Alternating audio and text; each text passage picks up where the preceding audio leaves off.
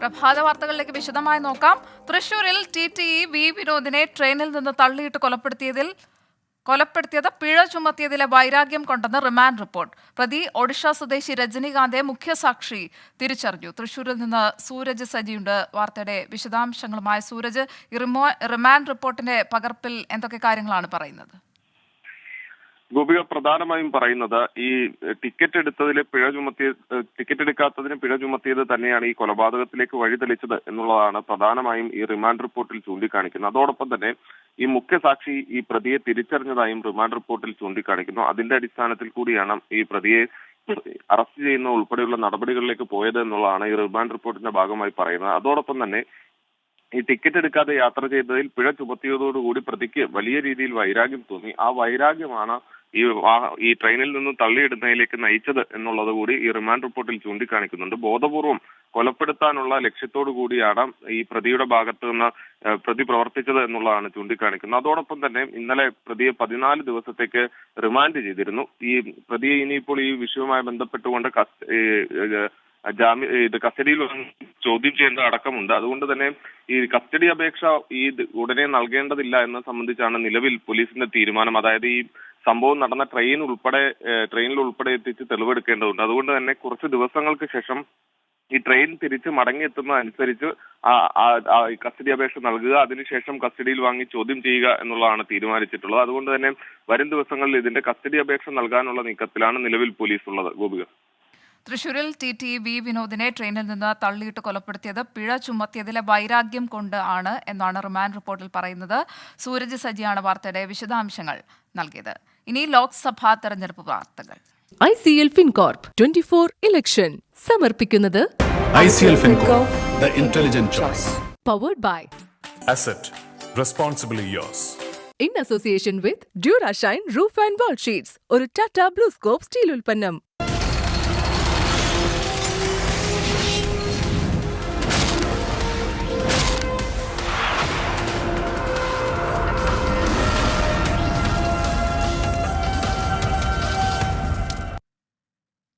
ലോക്സഭാ തെരഞ്ഞെടുപ്പിൽ സംസ്ഥാനത്ത് നാമനിർദ്ദേശ പത്രിക സമർപ്പിക്കാനുള്ള അവസാന ദിവസം ഇന്ന്. വടകരയിൽ UDF സ്ഥാനാർത്ഥി ഷാഫി പറമ്പിൽ, എറണാകുളത്ത് ഹൈബി ഈഡൻ, വയനാട്ടിൽ NDA സ്ഥാനാർത്ഥി K സുരേന്ദ്രൻ തുടങ്ങിയവർ ഇന്ന് പത്രിക നൽകും. ഏറ്റവും കൂടുതൽ സ്ഥാനാർത്ഥികൾ നാമനിർദ്ദേശ പത്രിക സമർപ്പിച്ചത് ഇന്നലെയാണ്. 87 സ്ഥാനാർത്ഥികളാണ് ഇന്നലെ നാമനിർദ്ദേശ പത്രിക സമർപ്പിച്ചത്. ഇതുവരെ സംസ്ഥാനത്ത് ആകെ 143 സ്ഥാനാർത്ഥികൾ പത്രിക സമർപ്പിച്ചു. പത്രികകളുടെ സൂക്ഷ്മ പരിശോധന നാളെ നടക്കും. ലോക്സഭാ തെരഞ്ഞെടുപ്പിനുള്ള CPIM പ്രകടന പത്രിക ഇന്ന് പുറത്തിറക്കും. CPIM ജനറൽ സെക്രട്ടറി സീതാറാം യെച്ചൂരിയും പോളിറ്റ് ബ്യൂറോ അംഗങ്ങളും ചേർന്നാണ് വൈകിട്ട് 3:30 AKG ഭവനിൽ പ്രകടന പത്രിക പുറത്തിറക്കുക. കേരള മാതൃകയിൽ സാമൂഹ്യക്ഷേമ പദ്ധതികൾക്ക് പ്രകടന പത്രികയിൽ മുൻതൂക്കം നൽകും. ആരോഗ്യ, വിദ്യാഭ്യാസ മേഖലകളിൽ ഊന്നിയാകും പ്രകടന പത്രികയിലെ വാഗ്ദാനങ്ങൾ. മതേതര സർക്കാരിനെ തെരഞ്ഞെടുക്കുക എന്ന രാഷ്ട്രീയ മുദ്രാവാക്യം ഉയർത്തിക്കൊണ്ടാണ് പ്രകടന പത്രിക പുറത്തിറക്കുക. എറണാകുളം ലോക്സഭാ മണ്ഡലത്തിലെ LDF സ്ഥാനാർത്ഥി KJ ഷൈന്റെ തെരഞ്ഞെടുപ്പ് പ്രചാരണത്തിനായി മുഖ്യമന്ത്രി പിണറായി വിജയൻ ഇന്ന് ജില്ലയിലെത്തും. ചെറായി, പള്ളുരുത്തി, മറൈൻ ഡ്രൈവ് എന്നിവിടങ്ങളിൽ നടക്കുന്ന പൊതുപരിപാടികളിൽ സംസാരിക്കും. ഇതോടെ ഇടതുപക്ഷത്തിന്റെ 2ാം ഘട്ട പ്രചാരണത്തിന് ഔദ്യോഗിക തുടക്കമാകും. KJ ഷൈൻ ഇന്നലെ നാമനിർദ്ദേശ പത്രിക നൽകിയിരുന്നു. കണ്ണൂർ സർവകലാശാല സെനറ്റ് രൂപീകരണം പ്രചാരണ ആയുധമാക്കി CPIM. ഗവർണർ നാമനിർദ്ദേശം ചെയ്ത പട്ടികയിൽ 7 വീതം കോൺഗ്രസ് സംഘപരിവാർ അനുകൂലികളെ നിയോഗിച്ചത് കോൺഗ്രസ് വിശദീകരിക്കണമെന്നാണ് CPIMന്റെ വാദം. കോൺഗ്രസ് നേതാക്കളുടെ പട്ടിക ഗവർണർക്ക് കൈമാറിയത് K സുധാകരനെന്നും CPIM ആരോപിക്കുന്നു. ഗവർണറോട് ചോദിക്കണം എന്നാണ് കോൺഗ്രസിന്റെ മറുപടി. കണ്ണൂർ സർവകലാശാല സെനറ്റിലേക്കുള്ള സിൻഡിക്കേറ്റ് ശുപാർശ ലിസ്റ്റ് ഗവർണർ വെട്ടിയതിൽ RSS കോൺഗ്രസ് ഒത്തുകളി ആരോപിക്കുന്നു CPIM. RSS അനുകൂലികൾക്കൊപ്പം ജില്ലാ കോൺഗ്രസ് കമ്മിറ്റി ഭാരവാഹികൾ, കോൺഗ്രസ് അധ്യാപക സംഘടനാ നേതാവ്, KSU പ്രവർത്തക എന്നിവർ ഗവർണർ നാമനിർദ്ദേശം ചെയ്ത പട്ടികയിൽ ഉൾപ്പെട്ടു. ലിസ്റ്റിന്റെ ഉറവിടം കോൺഗ്രസ് വിശദീകരിക്കണമെന്ന് CPIM. ഗവർണറുമായിട്ടുള്ള സുധാകരന്റെ ഈ 7 പേര് കണ്ണൂർ സർവകലാശാലയിലേക്ക് ഗവർണർ നോമിനേറ്റ് ചെയ്ത 7 പേരുകളും കോൺഗ്രസ്സുകാരും കോൺഗ്രസ് അനുഭാവികളുമായിട്ടുള്ള 7 പേരുടെയും ലിസ്റ്റ് സുധാകരനാണ് കൈമാറിയത്. സുധാകരൻ നിഷേധിക്കട്ടെ, ഞങ്ങൾ പറയാം. അപ്പോൾ ഈ കാര്യത്തിൽ KPCC നേതൃത്വം നിലപാട് വ്യക്തമാക്കണം. ബന്ധമില്ലെങ്കിൽ ഇവരെ പുറത്താക്കട്ടെ. പുറത്താക്കാൻ ഞങ്ങൾ കോൺഗ്രസിനെ വെല്ലുവിളിക്കുകയാണ്. അതിനുള്ള ധൈര്യം ഉണ്ട് നിങ്ങൾക്ക്? കണ്ണൂരിൽ കോൺഗ്രസ് BJP വോട്ട് കച്ചവടത്തിനായുള്ള ധാരണയെന്ന പ്രചാരണത്തിൽ കേന്ദ്രീകരിക്കാനാണ് CPIM നീക്കം. ഒരു ലിസ്റ്റും നൽകിയിട്ടില്ലെന്നും ഗവർണറോട് ചോദിക്കണമെന്നും കെ സുധാകരന്റെ മറുപടി. ഞങ്ങൾ ഇന്നുവരെ ഒരു ലിസ്റ്റും ഞങ്ങൾ കൊടുത്തിട്ട് DC പ്രസിഡന്റ് ഇവിടെ ഇരിക്കുന്നു. കണ്ണൂരിൽ ലിസ്റ്റ് കൊടുത്തു അദ്ദേഹത്തോട് ചോദിച്ചാൽ മതി. ഞങ്ങൾ അറിഞ്ഞിട്ടില്ല. പത്രത്തിൽ വാർത്ത വന്നപ്പോഴാണ്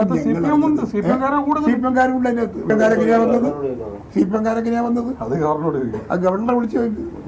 സെനറ്റിലേക്ക് സർവകലാശാല സിൻഡിക്കേറ്റ് ശുപാർശ ചെയ്ത 16-ൽ 14 പേരുകളും ഗവർണർ വെട്ടിയിരുന്നു. 24 കണ്ണൂർ. ഡൽഹി മുഖ്യമന്ത്രി അരവിന്ദ് കെജ്രിവാളിന് ഇന്ന് നിർണായകം.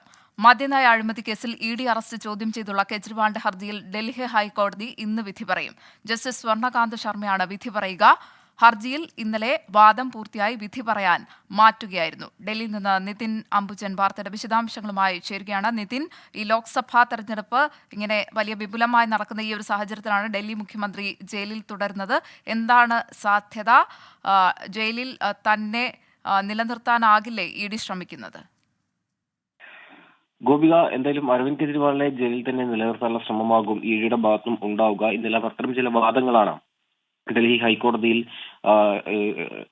EDക്ക് വേണ്ടി ഹാജരായ സോളിസിറ്റർ ജനറൽ വ്യക്തമാക്കിയിരിക്കുന്നത്. എന്തായാലും ഇന്ന് അരവിന്ദ് കെജ്രിവാൾ സംബന്ധിച്ച് വലിയ നിർണായകമാണ്. കാരണം മദ്യനയ അഴിമതി കേസിൽ EDയുടെ അറസ്റ്റ് ചോദ്യം ചെയ്തുള്ള ഹർജിയിൽ എന്തായാലും അരവിന്ദ് കെജ്രിവാളിന്റെ ഇന്നലത്തെ വാദം പൂർത്തിയായിട്ടുണ്ട്. ഇന്ന് ജസ്റ്റിസ് സ്വർണകാന്ത് ശർമ്മയാണ് വിധി പറയുക. ഹർജിയിൽ ഇന്നലെ വാദങ്ങൾ പൂർത്തിയായ സാഹചര്യത്തിൽ എന്തായാലും ഇന്നത്തെ വിധി ഏറെ പ്രധാനപ്പെട്ടതാണ്. തെരഞ്ഞെടുപ്പ് പ്രചാരണത്തിൽ നിന്ന് തന്നെ മാറ്റി നിർത്താനും അപമാനിക്കാനുമാണ് ED അറസ്റ്റ് നടത്തിയതെന്നാണ് അരവിന്ദ് കെജ്രിവാളിന്റെ പ്രധാനപ്പെട്ട വാദം. അന്വേഷണമില്ലാതെയാണ് അറസ്റ്റെന്നും PMLA ചട്ടം 50 അനുസരിച്ച് മൊഴിയെടുക്കാൻ പോലും ED ശ്രമിച്ചില്ലെന്നും കെജ്രിവാളിന് വേണ്ടി ഹാജരായ അഭിഷേക് മനു സിംഗ്വി വാദിച്ചു. കള്ളപ്പണ ഇടപാട് സംബന്ധിച്ച് വ്യക്തമായ തെളിവുകൾ ഉണ്ടെന്നും ആം ആദ്മിയുടെ എല്ലാ തീരുമാനങ്ങളുടെയും ഉത്തരവാദിത്തം കൺവീനർ കൂടിയ കെജ്രിവാളിനുണ്ടെന്നും ASG SV രാജു വാദിച്ചു. അതുകൊണ്ട് തന്നെ കസ്റ്റഡിയിൽ തന്നെ, അതായത് ജുഡീഷ്യൽ കസ്റ്റഡിയിൽ തന്നെ തുടരണം എന്നുള്ളൊരു ആവശ്യമാകും ഇന്ന് പ്രധാനമായും EDയുടെ ഭാഗത്തും ഉണ്ടാവുക. എന്തായാലും ഏറെ പ്രധാനപ്പെട്ട ഈ ഒരു വിധിയെ ഉറ്റുനോക്കുകയാണ് ആം ആദ്മി പാർട്ടി. സ്വാഭാവികമായിട്ടും ലോക്സഭാ തെരഞ്ഞെടുപ്പ് വരാനിരിക്കെ ജാമ്യം ലഭിച്ചാൽ അത് വലിയ തരത്തിൽ പുതുജീവൻ ആം ആദ്മി പാർട്ടിക്ക് ലഭിക്കും. ED അറസ്റ്റ് ചോദ്യം ചെയ്തുള്ള കെജ്രിവാളിന്റെ ഹർജിയിൽ ഡൽഹി ഹൈക്കോടതി ഇന്ന് വിധി പറയും. കെജ്രിവാളിനെ സംബന്ധിച്ച് നിർണായക വിധിയാണത്. കെജ്രിവാളിനെ ജയിലിൽ തന്നെ നിലനിർത്താനാകും ED ശ്രമിക്കുക. നിതിൻ അംബുജനാണ് വാർത്തയുടെ വിശദാംശങ്ങൾ നൽകിയത്. മദ്യനയ അഴിമതി കേസിലെ ആം ആദ്മി MP സഞ്ജയ് സിംഗിന്റെ ജയിൽ മോചനം തെരഞ്ഞെടുപ്പ് പ്രചാരണ വിഷയമാക്കാം ആം ആദ്മി പാർട്ടി. ജാമ്യം അനുവദിക്കവേ സുപ്രീം കോടതി EDക്കെതിരെ നടത്തിയ പരാമർശങ്ങൾ ആയുധമാക്കാനാണ് തീരുമാനം. ഇന്നലെ രാത്രി വൈകിയും നൂറുകണക്കിന് പ്രവർത്തകരാണ് പാർട്ടി ആസ്ഥാനത്ത് സഞ്ജയ് സിംഗിനെ വരവേറ്റത്.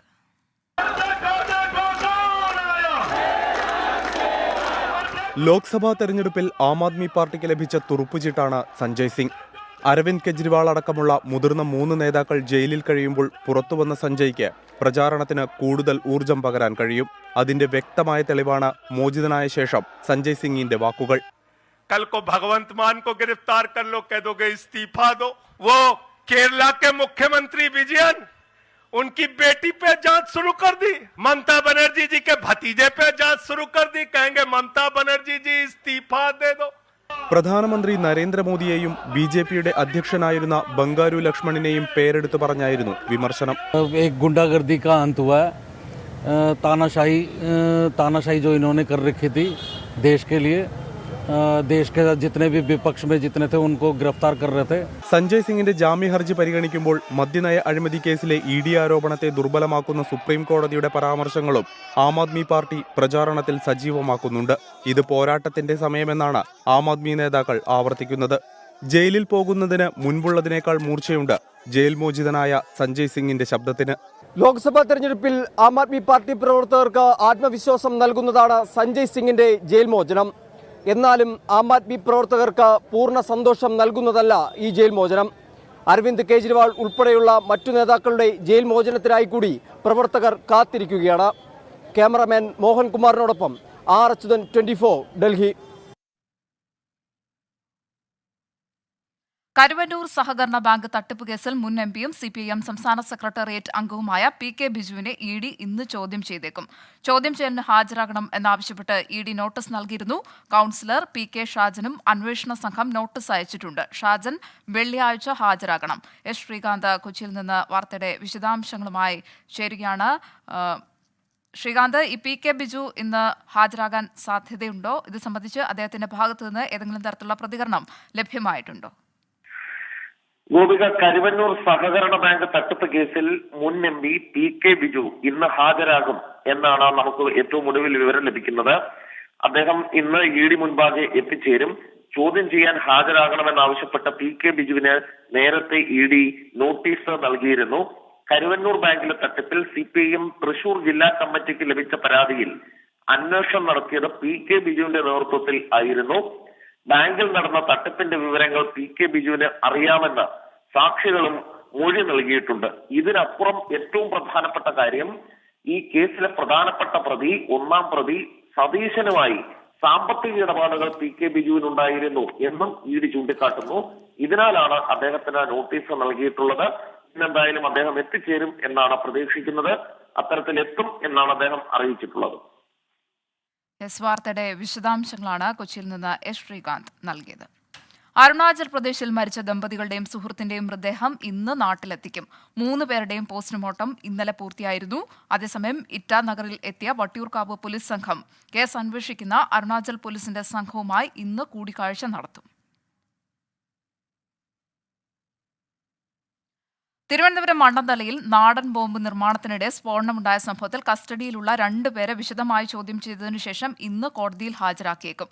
3ഉം 4ഉം പ്രതികളായ കിരൺ, ശരത്ത് എന്നിവരാണ് കസ്റ്റഡിയിൽ ഉള്ളത്.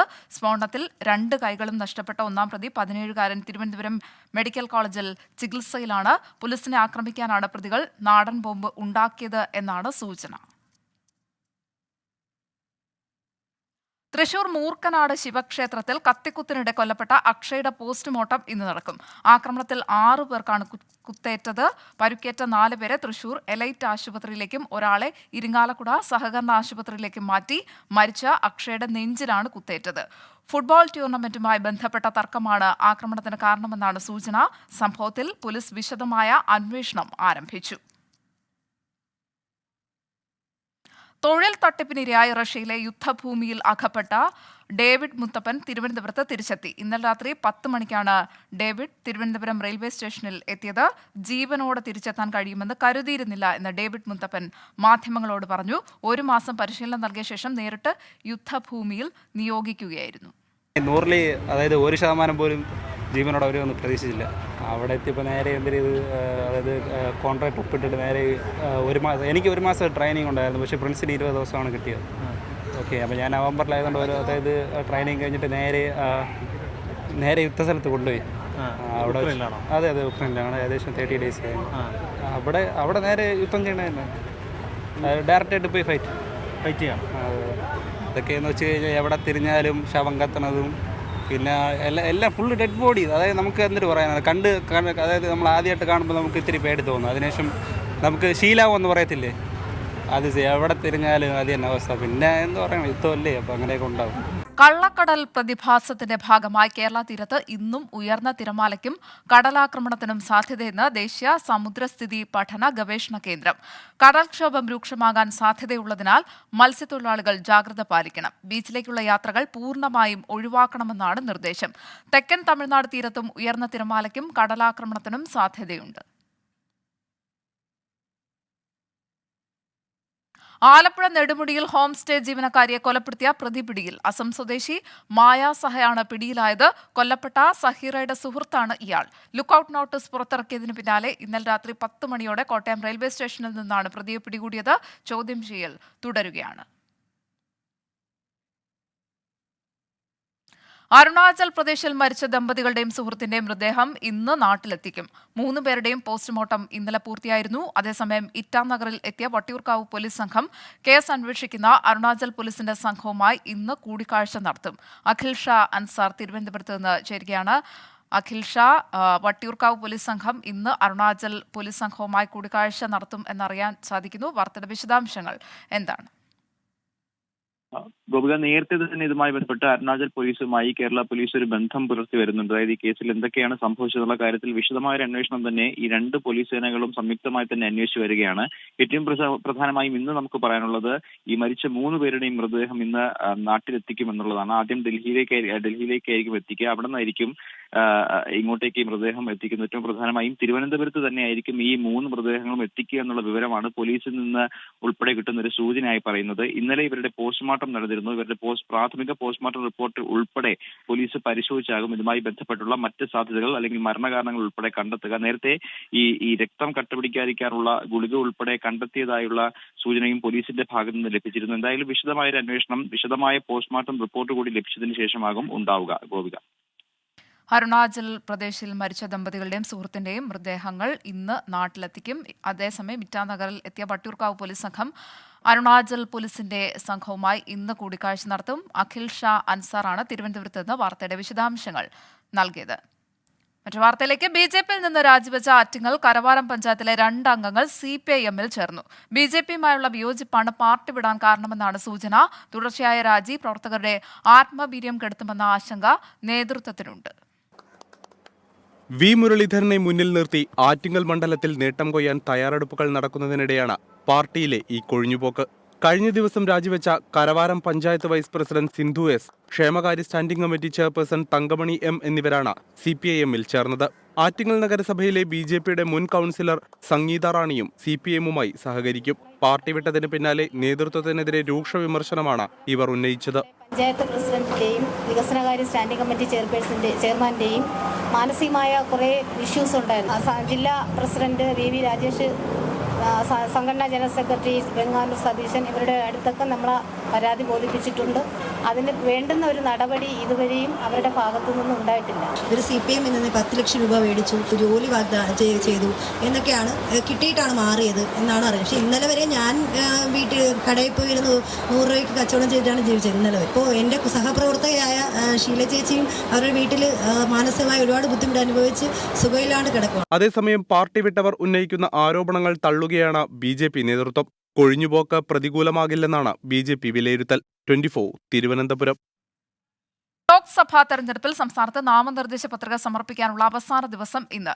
വടകരയിൽ UDF സ്ഥാനാർത്ഥി ഷാഫി പറമ്പിൽ, എറണാകുളത്ത് ഹൈബി ഈഡൻ, വയനാട് NDA സ്ഥാനാർത്ഥി K സുരേന്ദ്രൻ തുടങ്ങിയവർ ഇന്ന് പത്രിക സമർപ്പിക്കും. ഷഫീദ് റാവുത്തർ തിരുവനന്തപുരത്ത് നിന്ന് വിശദാംശങ്ങളുമായി ചേരുകയാണ്. ഷഫീദ്, ഇന്ന് ഏതൊക്കെ പ്രമുഖ സ്ഥാനാർത്ഥികളാണ് പത്രിക സമർപ്പിക്കുന്നത്?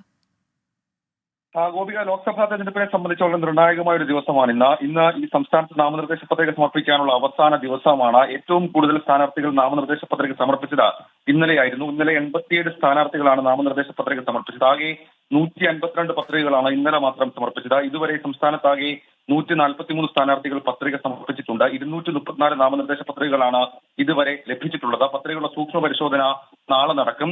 ഇന്ന് സംസ്ഥാനത്ത് വളരെ പ്രമുഖരായിട്ടുള്ള പല സ്ഥാനാർത്ഥികളും നൽകുന്നുണ്ട്. ഗോപിക സൂചിപ്പിച്ചതുപോലെ തന്നെ സ്വാഭാവികമായും ഇന്ന് തിരുവനന്തപുരത്തും ആ നിലയിലുള്ള ആളുകൾ, പ്രമുഖരായിട്ടുള്ള സ്ഥാനാർത്ഥികൾ ഇന്ന് പത്രിക നൽകുമെന്നുള്ളതാണ് ഏറ്റവും പ്രധാനപ്പെട്ട കാര്യം. ആറ്റിങ്ങൽ അടൂർ പ്രകാശും തിരുവനന്തപുരത്ത് NDA സ്ഥാനാർത്ഥി രാജീവ് ചന്ദ്രശേഖർ അടക്കമുള്ള ആളുകളും ഇന്ന് നാമനിർദ്ദേശ പത്രിക നൽകുന്നുണ്ട്. ഗോപിക, ലോക്സഭാ തെരഞ്ഞെടുപ്പിനെ സംബന്ധിച്ച് വളരെ പ്രധാനപ്പെട്ട ഒരു ദിവസമാണിന്ന്. സംസ്ഥാനത്ത് നാമനിർദ്ദേശ പത്രിക സമർപ്പിക്കാനുള്ള അവസാന ദിവസമാണ് ഇന്ന്.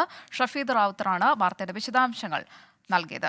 ഈദ് ഉൽ ഫിത്തറിനോടനുബന്ധിച്ച് ഖത്തറിലെ സർക്കാർ പൊതുമേഖലാ സ്ഥാപനങ്ങൾക്ക് 9 ദിവസത്തെ പൊതു അവധി പ്രഖ്യാപിച്ചു.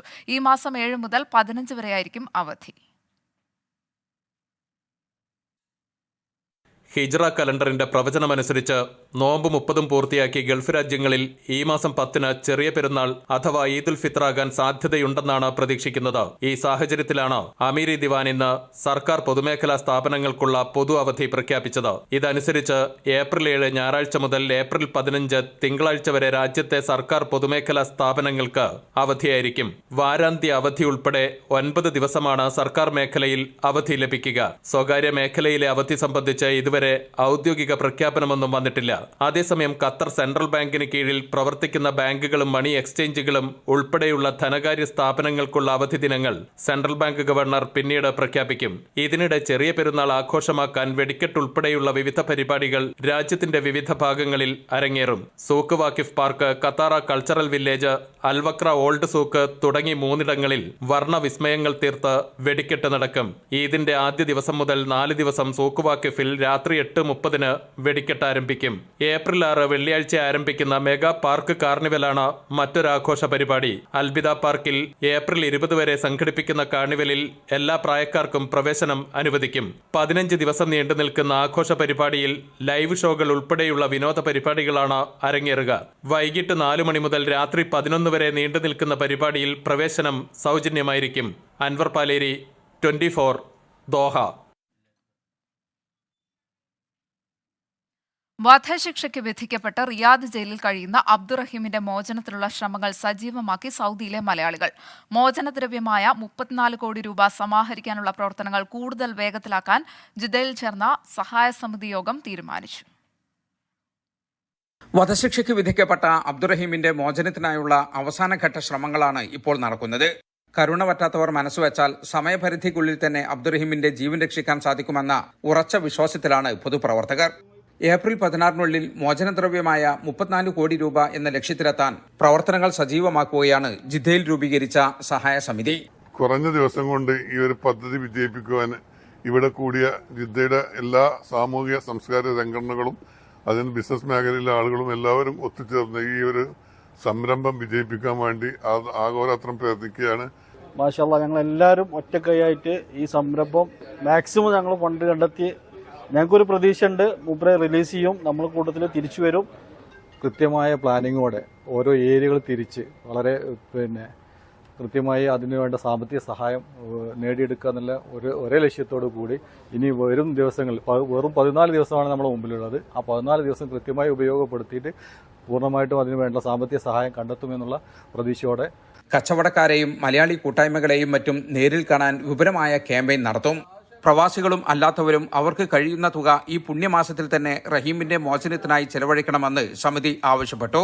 കേരളത്തിലെ വിവിധ മത രാഷ്ട്രീയ സംഘടനാ നേതാക്കളും റഹീമിന്റെ മോചനത്തിനായുള്ള ഫണ്ട് സമാഹരണത്തിൽ സഹകരിക്കണമെന്ന് ആവശ്യപ്പെട്ടു. ജലീൽ കണമകലം, 24, ജിദ്ദ.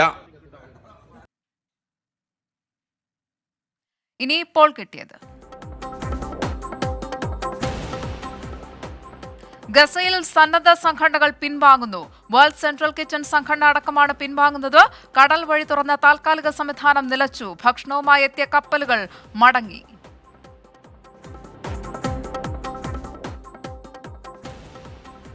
കള്ളക്കടൽ പ്രതിഭാസത്തിന്റെ ഭാഗമായി കേരള തീരത്ത് ഇന്നും ഉയർന്ന തിരമാലയ്ക്കും കടലാക്രമണത്തിനും സാധ്യത. മത്സ്യത്തൊഴിലാളികൾ ജാഗ്രത പാലിക്കണമെന്ന നിർദ്ദേശം. ബീച്ചിലേക്കുള്ള യാത്രകളും കടലിൽ ഇറങ്ങുന്നതും പൂർണ്ണമായി ഒഴിവാക്കണം. തെക്കൻ തമിഴ്നാട് തീരത്തും ജാഗ്രതാ നിർദ്ദേശം.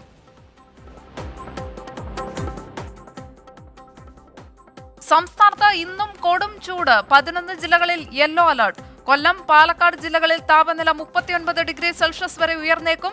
2 ഡിഗ്രി സെൽഷ്യസ് വരെ ചൂടുയരുമെന്ന് മുന്നറിയിപ്പ്.